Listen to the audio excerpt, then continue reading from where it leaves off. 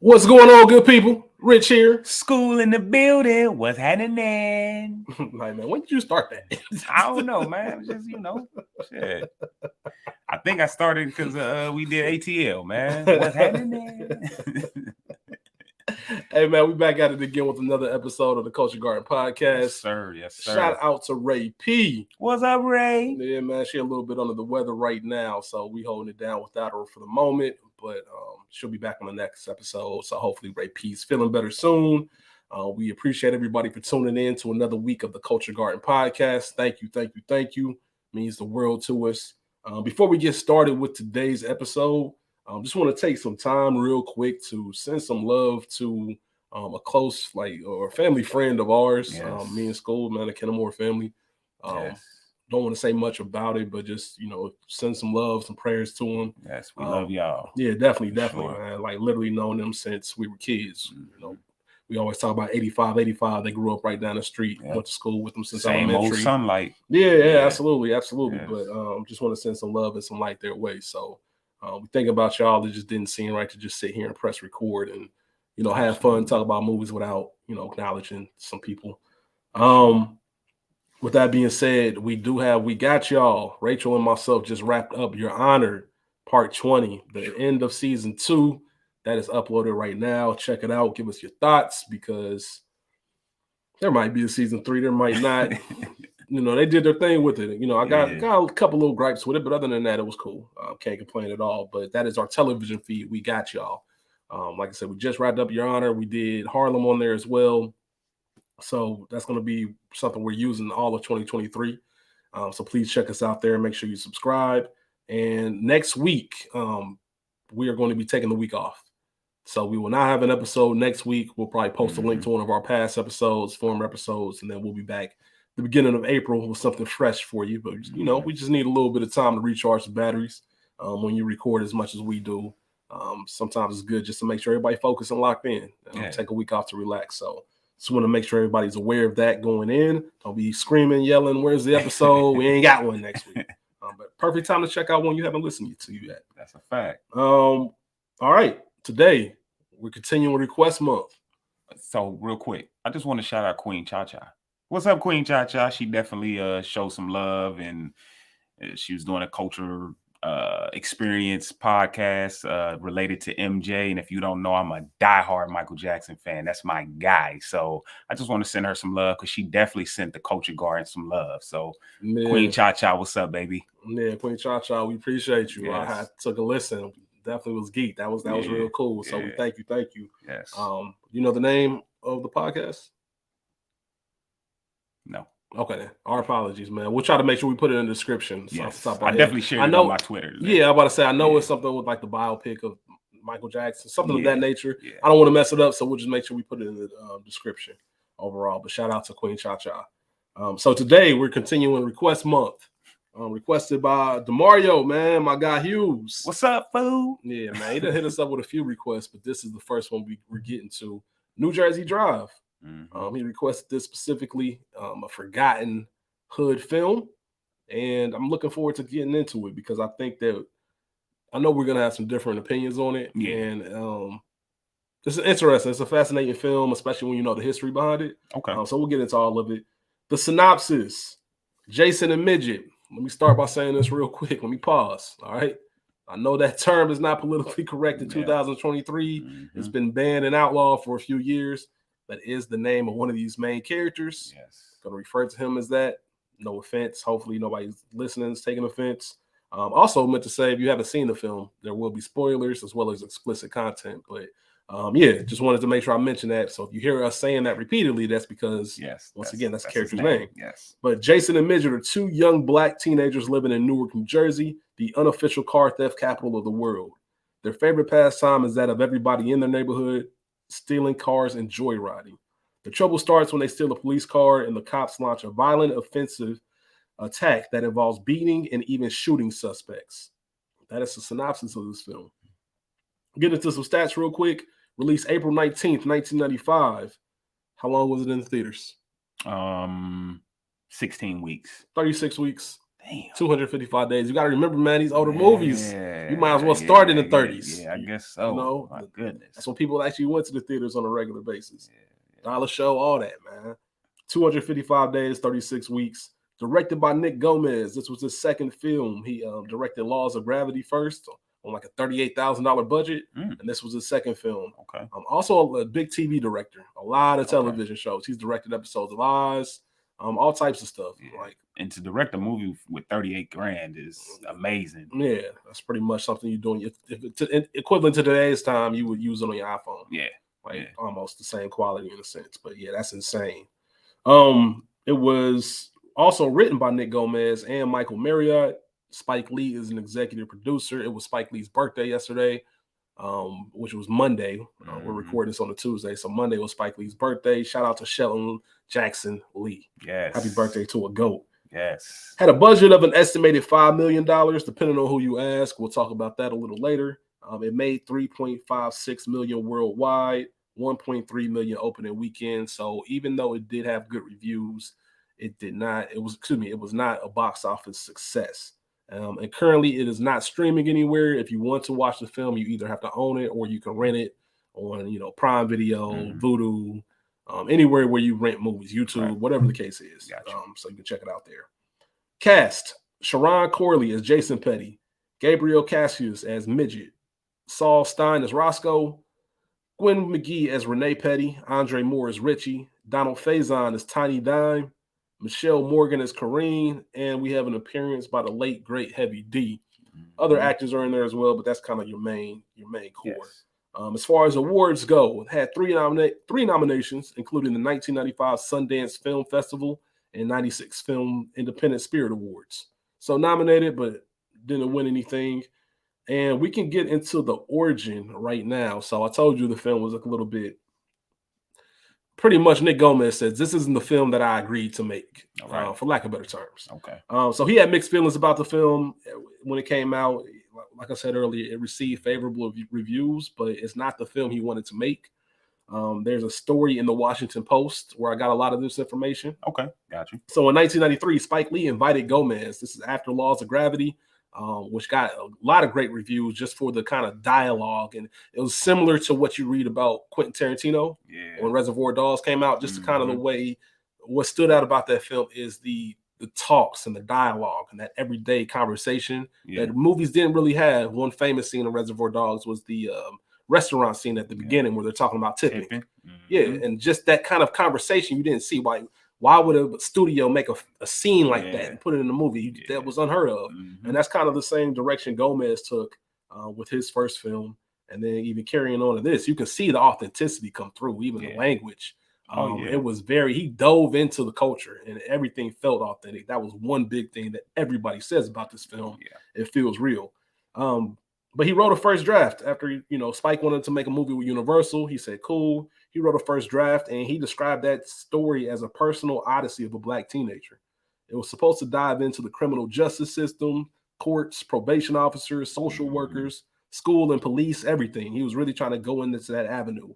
And Spike liked the film. There was supposed to be a budget of $8 million. And all right, cool. Let's get on with it. So that's why I said, depending on who you ask, and we'll have another story on that. Once he got the bread, he said Universal was pretty much butting in and taking away any kind of last word that he had.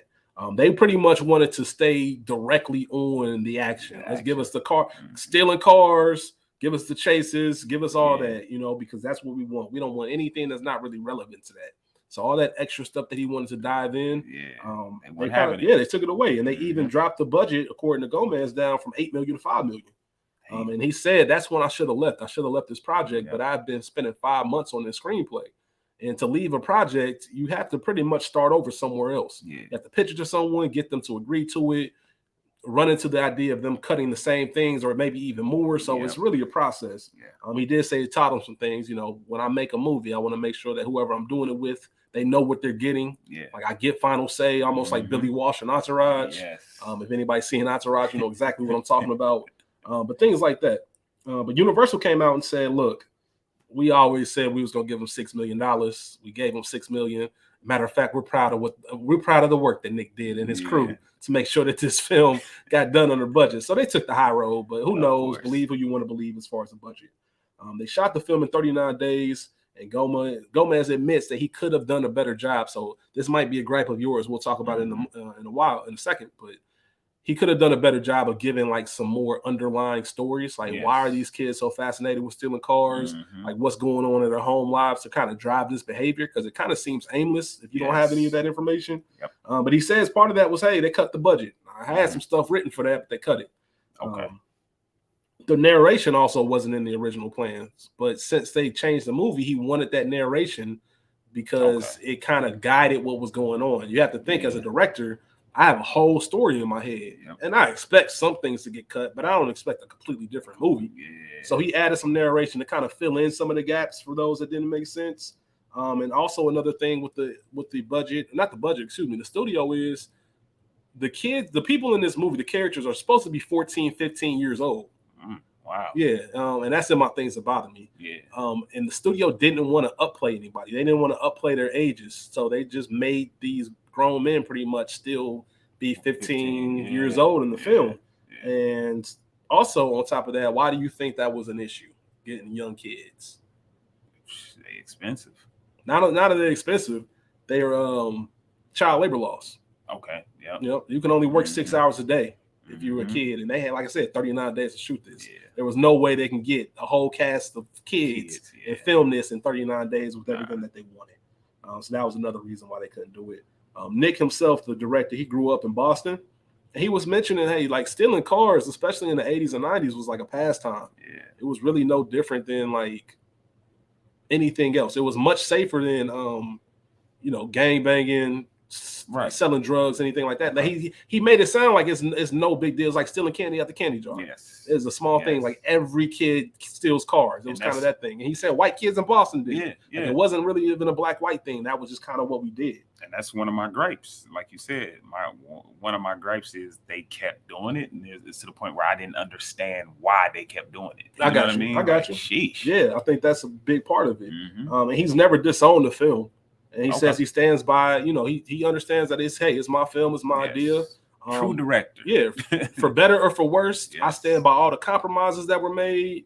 He publicly has bashed this film as far as like Universal kind of played me, but he still stands by it. So like you said, true director.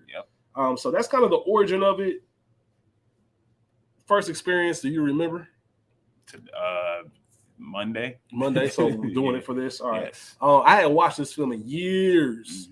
I believe I watched it on 85 because I remember certain scenes for sure. I hadn't watched it in years, and I guess that goes to the play of the Forgotten Hood movie.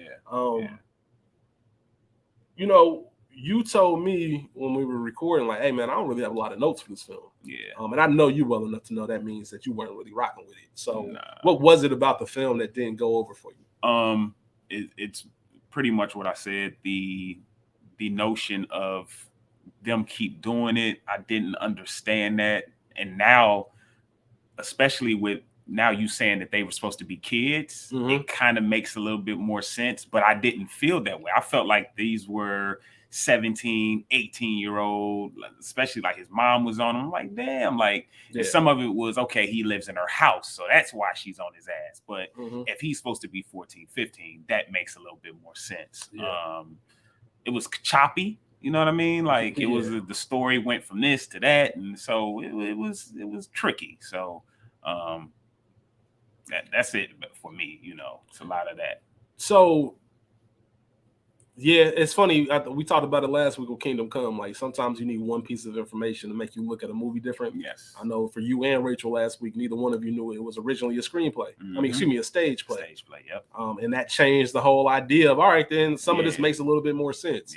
Like I said earlier, or like you said just now, 14, 15-year-olds, that makes a little bit more sense. And they specifically said that. I remember there was a story where they mentioned how these kids we want to make it known they are supposed to be 14, 15. I think the article or the story I read had mentioned these aren't young men transitioning to adulthood. Like these are kids. Like that. So kids do stupid stuff all the time, and that's why that makes sense. And it reminds me of while we're talking about stealing cars. Everybody knows how I feel about The Wire. Man, R.I.P. to Louis Riddick, man. Passed away this past week, so it's crazy. But everybody knows how I feel about it. Season 4, which is my favorite season, has the kids in it, and one of the kids named Donut specializes in stealing cars. And they're in 8th grade. Yep. So when you have kids that are able to portray it, if they had a bunch of donuts running around, I think it would have made sense. Like, look at these little knuckleheads just getting into it all the time. Like, these kids ain't got no sense. No sense. And that would make sense why they keep doing it. Yeah, but I think one thing that's hard for this film is the actors were so old, they couldn't even pass them off as 14, 15. So even if you know that they could beat it in your head in the first 10 minutes, you still looking at them like, yo, you just a young nigga on the block. Yeah. That's how I figured it. You know? I can understand that. What did you feel about the authenticity? Oh, that was on point. Yeah, I felt like I was there. Like I felt like I understood their story. Absolutely. That whole aspect was perfect. But like I said, it just goes back to that age thing. Like I felt like these were grown men, and I just didn't. Yeah, and then when the older brothers, they seemed like even older than them. Like it wasn't too good. Yeah, it's a hard story if you seeing grown men just have this repeated cycle. Yes. It's like, well, all right, what y'all on? Yeah. So I can definitely understand that. Roger Ebert had said something interesting to go to your point about it being choppy, and it made perfect sense to me when I read it. He said, if the story feels aimless to you, it's because of the characters. We're talking about aimless kids. These are kids who have nothing in front of their life except for stealing cars. Yep. That's their only concern, not school, not anything else. Like, we joyride, and that's what we do. Like I said earlier, Newark at one point was the quote unquote unofficial car theft capital of the world. Like, it was a big thing. Matter of fact, this film was partially made because of a story that the New York Times wrote. It might have been the Times. Somebody wrote a story about all the carjackings that were going on. Right. And that's what piqued the interest of this story to begin with. Okay. So I think of it as like a documentary style. And almost. That's what it feels like. It feels like a documentary, right? Yep. More than a film. And I think that's why I can rock with it. I'm a big fan of documentaries. Yes. But I too am like you. When I did my first rewatch for this episode, I called you when I told you, because for those who don't know, School and myself have a 30-minute rule. Yep. Any movie we watch, we're going to give it at least 30 minutes. If you don't got us by 30, he had to tell me to go and just hold on, brother. I know School well enough to know, like, look, the first 20 you're going to be, because it's all over the place. It's choppy, it's aimless. Like I said, but so are our characters. Yes. You know, that what's the goal? What's the point? And when you get to that first car scene, the car race, not race, but excuse me, but the them still in the car and running from the cops. I think that's the first scene where you're like, all right, then this has enough to keep me in. Yep. But you are interested in the characters. But like I said, that documentary style, that grit that it kind of gives you, I thought that is what it might have been better off as a documentary. But I still enjoy the film itself as it is.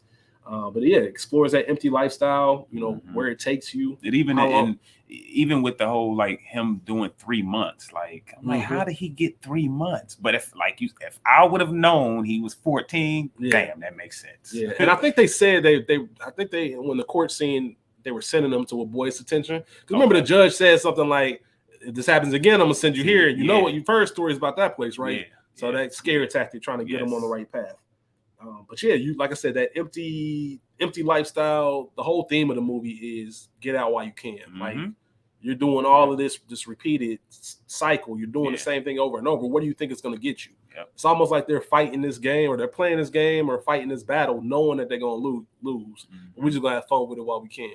Yeah. I know one scene that stands out to me specifically is when they were on the rooftop. And Midget had the gun and shot down. Like, you don't do that as a rational, sane person. You do that as somebody like, look, they have the upper hand. Yep. We always going to lose. But I'm going to have my fun, and I'm going to get off what I can while we here. Yep.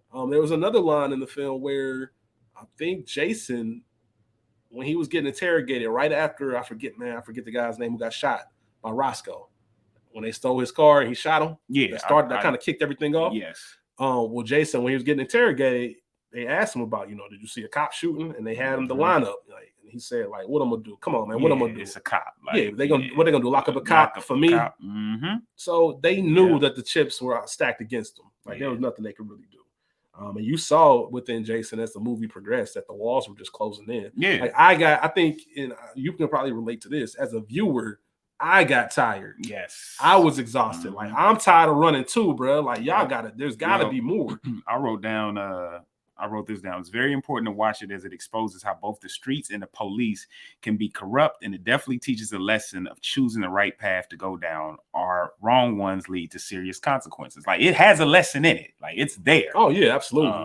So shout out to Nick Gomez. Like, you did your thing as far as the lesson, like, but if you could have hired some kid actors, even just one, the main character just would have been 14. You know what I mean? Like, that could have helped a little bit more. Like, think about it. Like, think about if Fresh had a grown man playing that role. Like, you know what I mean? Yes. It's kind of like the same thing. Like, you got to have certain actors to play Yep. these roles. I know that's a lot different because that's one person. Yeah. But if you're telling a kid's story, it's hard not to have. Yeah. You know, you can get over them timepieces like The Wood. All right. Yeah. You can have some young actor. Maybe they might have been 20 and we playing 15. Cool. Yep. I think Melissa Williams was like 24 playing in The Wood. But at the same time, man, you just really have to have that realism. For as real as this movie is, they just missed that mark. And you can't make them older, like we said, because then the movie really doesn't make sense. Because y'all should know better. Because y'all should definitely know better. Yeah, to have it happen so many times. Yes. But I would have loved to see them explore the whole criminal justice system. Oh, yeah. Now, that's a story you can tell with the actors as is. And you can have them be 19. Yep. You know what I'm saying? 18, 19, 20. Yep. And that's tell that. So it's a shame that we didn't really get a full scope of that. Does it remind you of Juice at all? Has the grittiness of it, the way it's shot a little bit, but that's about it. The story, no. The grittiness of it, the story itself doesn't, but definitely the grittiness of it. The young kids coming of age. Be careful about who you hang with. Never learning the lesson. Yeah, all of that. Like that, it just kind of had a feel as far, especially like the one, Jason's a lot like Q to me. Yes. Where you have one that stands out as being smarter than the rest. Like, what are you doing here? Yes. And they both kind of played it well. They weren't super tough, but they weren't punks either. Yeah. Like they knew how to stood up for themselves. They were really a product of their environment. Yes. They grew up in, I said this line before in an episode, man, not one of Nas's lyrics. I would have been Ivy League if America played fair. Yes. You know, if they grew up somewhere in the suburbs, I had the proper education, whatever the case may be. Who knows? You're looking at a whole different story because you could see the potential in them. Yes. So it did give me a couple of elements of that. Roger Ebert said something about it. He made a point, and I want to know what you think. He said he felt like, specifically the cops and the kids, it wasn't necessarily racially toned more than it was an us versus them mentality. Did you feel that in the film? Did you feel it was more race? Because, I mean, listen, they made every single cop in this movie white. Yes. And there was definitely a stereotype in the police brutality that was going on in the early, going on since forever, what I'm about to say. But specifically after the Rodney King riots and all that. Yes. Did you feel the racial component, or did you look at it as... I felt the racial component, but I think that's just me being a black man in America. Yeah. Like, I just naturally, it's just natural. Like, that's how I see the world. That's how I see cops. Like, can't help it. It reminds me of Mike Epps has this joke on one of his stanza. He said, talking about black people and the police. Like, we just always aware. We always know the police around. Yep. Like, there go the police. What you do? Nothing. There go the police. Police. We ain't even do nothing. We just want to let you know that the police right over there. Yep. And it's kind of that feeling. I felt that all the time. Every time they kind of looked over their shoulders or turn around 5-0 right there and just know how to dodge them. It was like sport to them. Yes. I agree with you. There was definitely racial tones because I'm a black man and I've dealt with police before, especially the police. You saw what they was doing, man. Even with the black cop, when they was trying to figure out Jason's name, and they all look alike. They all look alike. It's always that one black cop that be on the same shit as the white cop. Like, man. I don't think they leaned into it. I don't think they intentionally tried to. But it was. It could have been worse. I didn't hear one cop say nigga. Like, it was. They tried to stay away from it. Now that you think about it, it was more of an annoyance. Like, like y'all are out here like stealing cars. Like, think about how many different cars they had in this film. I meant to actually write it down because I don't have the number. But every single time they pulled up, it was a new whip. Not once did they have the same car. Nope. So all that over and over, and constantly being a cop in auto theft trying to chase these dudes, and you know who doing it, especially if you can't prove it, and they minors on top of that, so we can't even send y'all all the way like you want to. Nope. Like, there's an annoyance there. Like, bro, when I catch you, I'm whooping your ass. Yep. When is your 18th birthday? I don't even care. I'm whooping your young ass. You feel me? Like, they did. They whooped midget's ass. Yeah, man. Like, there's enough. That's enough. That's what they was thinking. So I think they did. I kind of agree with his point as far as that us first them. Like this is our turf, and y'all trying to take it over. We're not. Right. Y'all not running shit over here. Right. So yeah, interesting. So school, I gotta ask you. I think I know your answer. Classic or not? Nah, it's a nah from me. I think it's a classic. But I can see why somebody would say it is. I think it's a classic. I think it's definitely a film you had to be on early. You know, when it came out, or maybe a little bit after. It's a movie you have to see, a few times. But like I said, that authenticity, just that realness. I feel like I'm in that world with them. And like I said, even the emotions of it, just there's a point in the film where I'm like, man, I'm tired of it. Like, I'm tired. Like, I want you to do better, bro. Like, if I was Jason's big brother or something, like, bro, what are you doing? Like, get off the block. And you can see it mounting up, even in the scenes where Jason realizing, like, y'all some crab friends, man. Like, I got shot and y'all laughing. You think it's funny? Like, all that. So, you know, it builds with you. It builds with you. Let's talk about best scenes.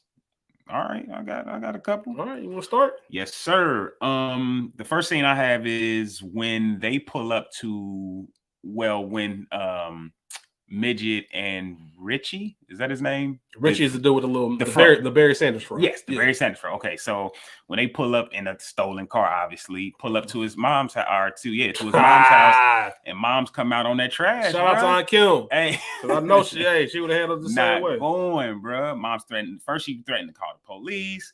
Then my favorite part is Jason trying to. I'm a man. I'm gonna be tough. Man, go in the house, man. Like we talking. Man, she slapped the shit out that man. Hey, man, he said straight up. After a couple of times, he looked at her straight up and said, hold on, man, y'all ain't fucking going anywhere. Hey. He looked at her, what's the matter with you? Why you tripping? Yeah, slap fire out that kid. Fire at him. She wasn't going. Hey, that man says, you need to be worried. Don't be worried about Reggie. What's his name? I can't remember the dude's Roscoe. name. Roscoe. Don't worry about Roscoe. You need to be worried about moms. Yeah. You need to be worried about moms and just them getting weak. Like, they had no regard. You can tell. We saw Midget's lifestyle. He was living with his grandma. Yep. So she didn't have no leash on him. No. He was doing whatever he wanted to. Yes. His brother's in and out of jail. So you kind of see his future right there. Yes. And I'm sure it's the same for Richie and everybody else. That I think Jason was probably the only one that had somebody who cared for him at home. Decent parents. You know, and when I say care, I don't even mean for lack of not wanting to, for lack of like capacity. Yeah. Some of them parents are probably working a couple different jobs and they don't have the time necessarily to make sure that you staying out of trouble. Absolutely. And you off the streets. Yep. So that was one big thing that I noticed, but they was getting weak. And like I said, she wasn't going. Nope. But yeah, y'all ain't going nowhere. What's the matter with you? What's the matter with you? Yeah, well, you crazy? Like, she didn't hesitate. I got that scene down as well. Let me start with the opening. Okay. Just everyone on the strip just cooling. It looked like it could have been any day of the week. But Friday night, just cars pulling by, everybody hopping out the window. What's up? Yeah, what's up, shorty? Yes. Only reason I had that is because it reminds me of, if you're from Cincinnati, it reminds me of Short Vine, Clifton, by UC's campus. Not the new shit, not that new shit. I'm talking about the old Short Vine. Back when the Foot Locker and the Kroger was right there in that old building. Yes, sir. And all the parking spaces was diagonal. Yes, sir. That's Short Vine. Like, when you can just pull up on a Friday night and just hang outside on the car and just anybody pull up. You know people, you just talk your shit, all of that. Side note, my first day, I worked for Foot Locker. Shout out to my brother right here, got me a job at Foot Locker. My first day, they sent me to Short Vine, and it just got robbed. That was my first shift at Foot Locker, bro. That shit was crazy. Yeah, and I meant to say this for real. Like, this movie, for real, I meant to say this at the beginning. This movie was for kids that was outside.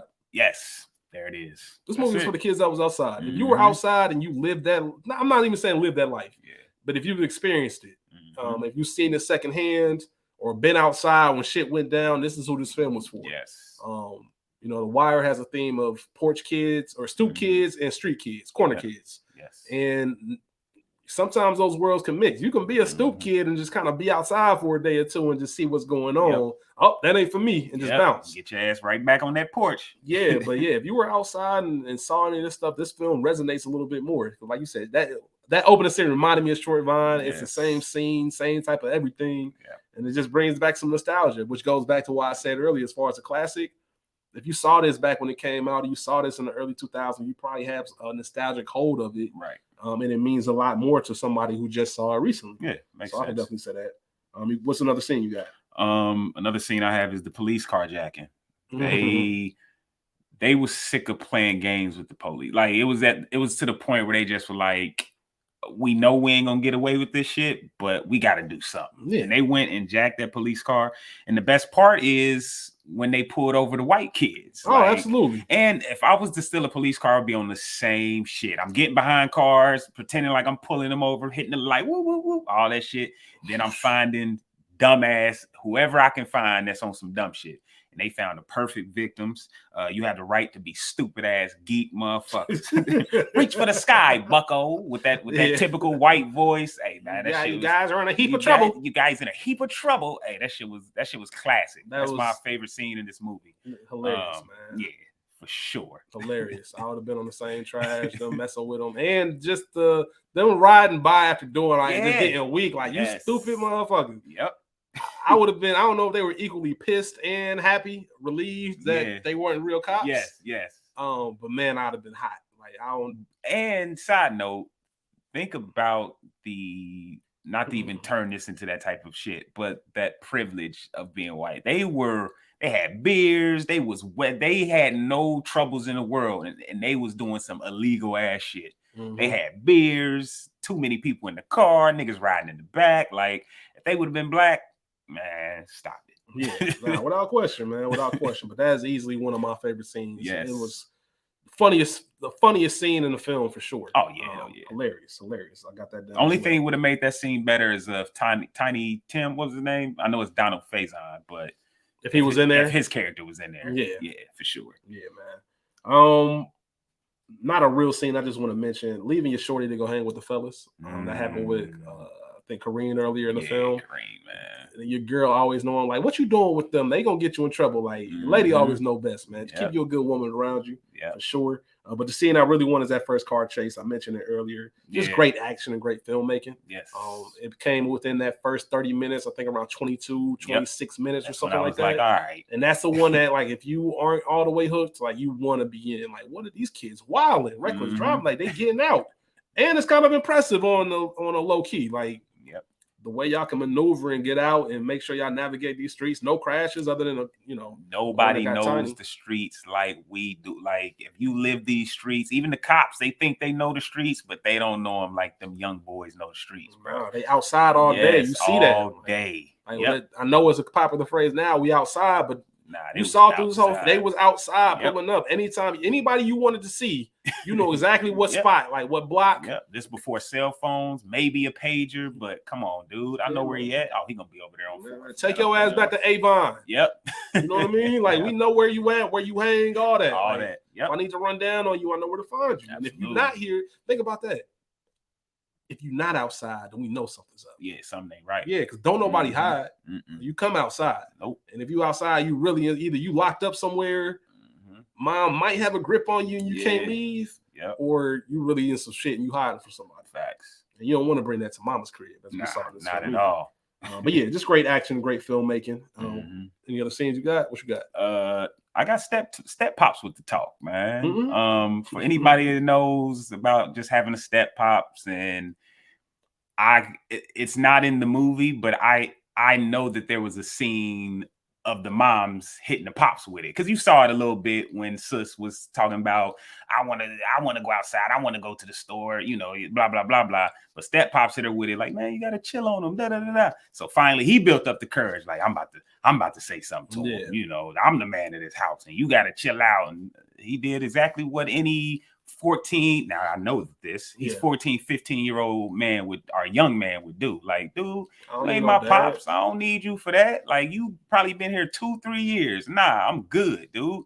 This my life. Like, beat it. That scene had one of my favorite quotes in the film. What? You don't have to worry about that, right? Not even if it was your business. Hey, straight up, said it with the straight face, like you ain't got to worry about. Not even if it was your business, you don't got to worry. Your business. Yeah, one of my that's like you said, man. Just that he's trying to do the right thing and step up. We see that he's not like some, because those stepdad roles in these movies like this go one or two ways. You either got a real honorable working class dude that cares about the mom, or a piece of shit that's kind of freeload. we had earlier. I think Stacy was the sister's name. Yes. She had mentioned like, you see that ring he bought her. Mm-hmm. Like, so he was trying to do the right Yes. thing, and he tried to step up and say what he could, but he also knew he's been a 14-year-old kid before. Mm-hmm. Like, I know I'm not his real dad. Like, he gone. But he lost. He did what he could do, man. Shout out to him for that, man. Mm-hmm. Absolutely, absolutely. I got Tiny Dude's funeral. Mm-hmm. Just because Richie was in there wilding.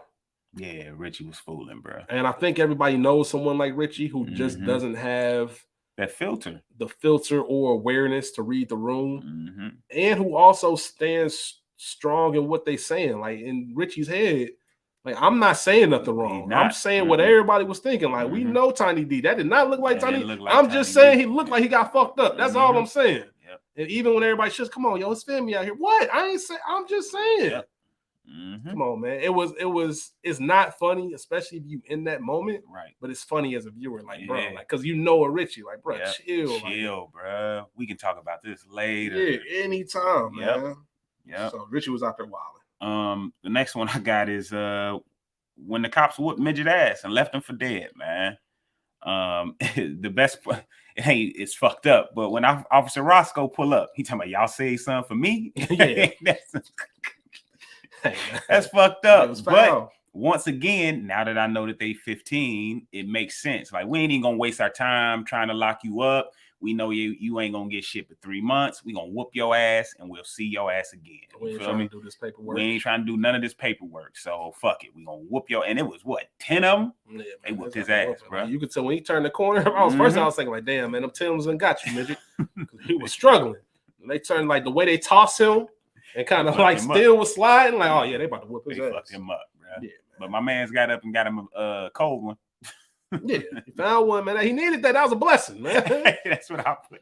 Yeah, that was a blessing, bro. That 40 was a blessing for my man. He dust that bitch like, out. Hold on, man, for real.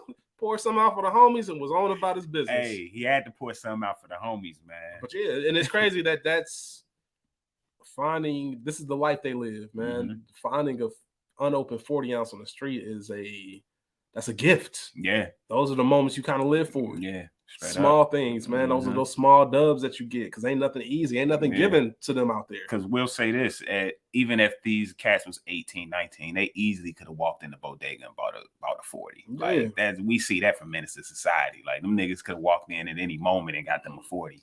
But it's a little bit shakier at 14. You know what I mean? So yeah, that was a blessing, man. Yeah, without question. Without question. I talked about the crab friends.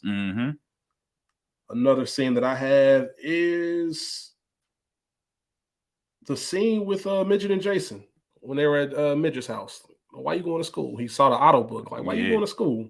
Just because we've been talking about it, like that endless cycle and that aimless lifestyle. Here you have Jason, who we've already determined is like the smart one of the crew. Got something going for him. Has a little bit of a future.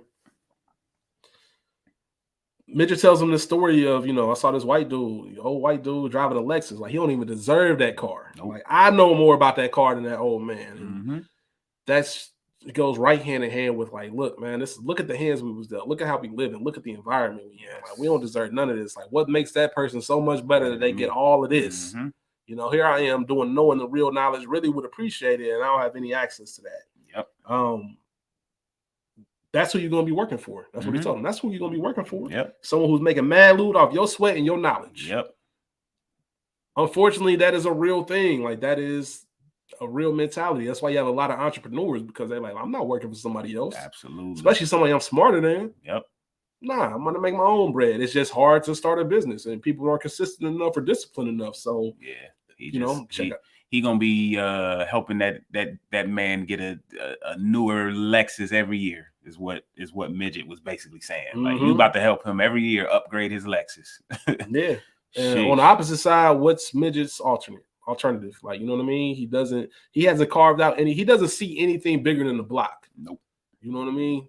There's not even, I don't even know if there's an admiration or a vision to go to New York City or do something else. So what would you want to do with your life? He doesn't have one. Stealing cars is my life. That's all I want to do. That's all I can see. And I don't want to see anything past that. The only thing it seems that he really cared about was his grandmother. When when he was feeding her, he made a line of "I don't want to lose you either." Like I can't lose you either. You know, because that seemed about it. And we, you know, going into my next scene, it's probably the only real love he has in his yeah, life. yeah.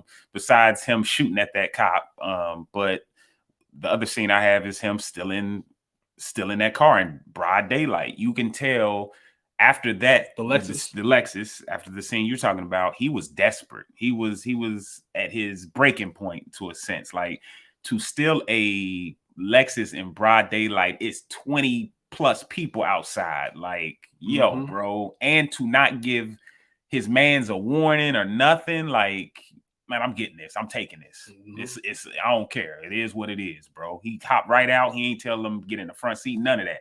He took that Lexus and was out. I'm gone. So, sheesh. It goes back to everything I just said in the scene. Like that meant that was symbol. That symbolized something to him. Yeah. That Lexus. Like that's something they told me I can't have. So I'm about to take it. I should have took the first one. I didn't. So I'm definitely taking this one. You saw it on the look on his face. Like, you see that? And the dude on the phone could see it. Like he was on his phone and looked, and he could tell, like, this dude's eyeing me. Like, yeah, I want that. I'm coming to get it too. Yeah, I want it, and I'm getting it. And I'm getting it. Absolutely. So, you got any other scenes? That's it. The last scene that I have written down is looks like the house is quiet at the end of the film. So at the very beginning, this is in my favorite quotes, but he talked about, when I say he, I mean Jason. Jason talked about how his mom wanted to live a peaceful life. Yes. She wanted someone that was quiet. That's all she wanted. She didn't care about cars, big house, none of that. She just wanted a peaceful, quiet life. And at the very end of the film, I just like how it came full circle. Like, I guess the house is quiet now. This is after Midget passed.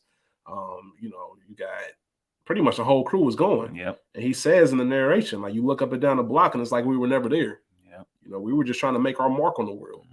And that is the theme of this movie. Like, we are trying to make our mark. We're trying to make an impact, but the things we're doing doesn't even matter. Nope. Kind of ties in with the hospital scene early on. I can't remember the character's name that got shot, but remember they were in there. They went to go visit him. Yes. And they were telling him, you know, you made the news, right? Yeah. He's laid up. And think about it. This is all they do. They want the cred. Like, it's a big deal to make the news back in the day. Like, you made the paper, you made the news, you famous, bro. Like, and he was laid up. Like, man, I don't even care about none of that. I just want to get up out of here. Yep. So it's one thing to have those admirations, and when you get it, and when you really messed up, like, it's like, yo, bro, this shit's stupid. This shit's stupid. The same way I'm sure with D. Yeah. Not D. His D was his second name, but Tiny D. Yep.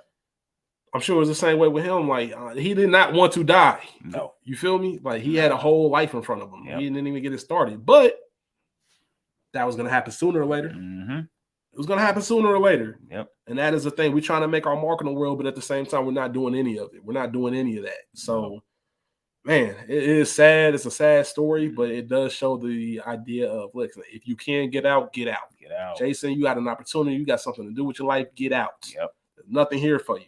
Yep. You see what we're doing. And the best thing, another good theme of this movie, for me at least, is no one loves you like your mom, man. No one is going to give up on. If anyone ain't gonna give up on you, it's your moms, man. Like, because and them being young, like, especially them being young, like, I'm like, damn, when she came to visit, she was chipper. Like, she made him feel like, when you get out of here, you know, we starting over, the world's gonna be, you know. But if he was 21, that could have been a different story. I'm done with you, you know. I ain't coming to see you. Yeah, you done picked your life. I'm good on that. But it's still time. There's still time for you to fix this. So shout out to moms, and she's my scene stealer. Well, she had a moment where she said that, you know, this isn't how I envision my family. Yeah, that mom's love, man, is second to none. Second to none. She was incredible in this film. Yeah.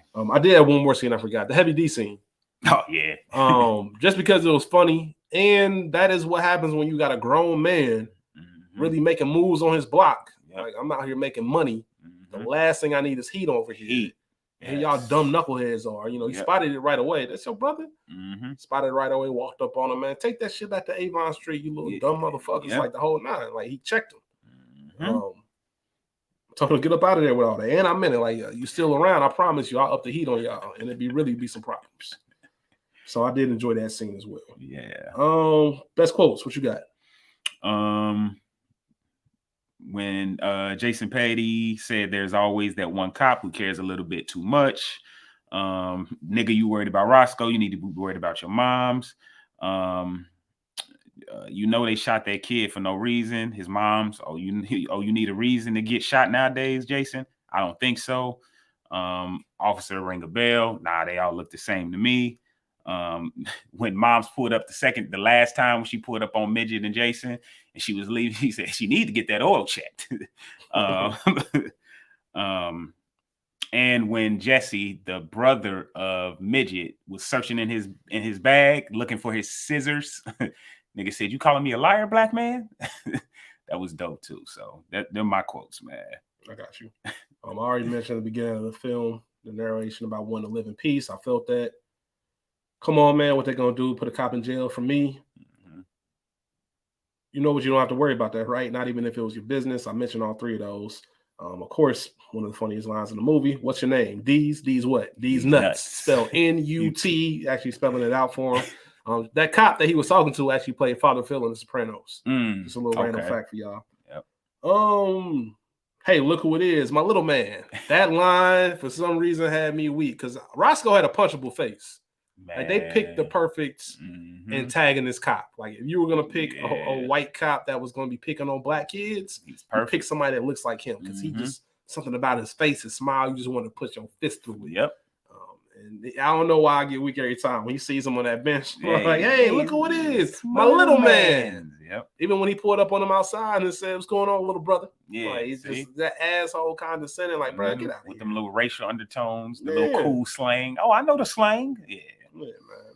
Why don't you get a job, motherfucker? Be all you can be. And then reach for the sky, bucko. Reach for the sky, bucko. Yeah, definitely. Scene Stiller, you said it was Gwen McGee. Gwen McGee. I got Andre Moore as Richie. Gwen McGee was my second, but Andre Moore, just because Richie is a character that's fascinating to me. From everything we see, you know, obviously they run in the same circle. He's tighter with Midget than he is Jason, but we see them doing dirt together, stealing cars together. Obviously, he had Jackie out on the block. Jason wasn't with that. They got in that fight. He got the shooting at him. Yeah, he's got the shooting at him. But he's a character that I would just love to know more about. What is your upbringing? What's your home life? Like, what's going on with you? Because, like I said, we see he's kind of in his own world. He lives by his own rules. And I'm always fascinated by characters like that. Okay. But definitely Gwen McGee is Renee Petty. Renee Petty, man. Yeah. She was incredible in this film. I believe everything about her and the love that she had. Things that bother you, I've already mentioned mine. These actors are not passing for 14, 15, 16. That's me. Did you have anything? Nah, that's about it. I would have liked to know that maybe I would feel different, you know. Yeah, they implicated at it, but it wasn't direct. Yeah. Cultural moments, the whole movie. Like I said, this whole movie was authentic. I can oh man, that just feels like mid-90s Newark, New Jersey. Mid-90s any ghetto USA is I'm gonna get you sucker puts. It just feels it's so authentic and so real. Like I said, it's almost like a documentary. So the whole film is a cultural moment. Any actors from The Wire? What? I'm asking you, is it? Were there? No. 2 actors from The Wire in this film. You know what I mean? 2 actors in The Wire. Stop playing. Yep. Go ahead. Michael Hyatt.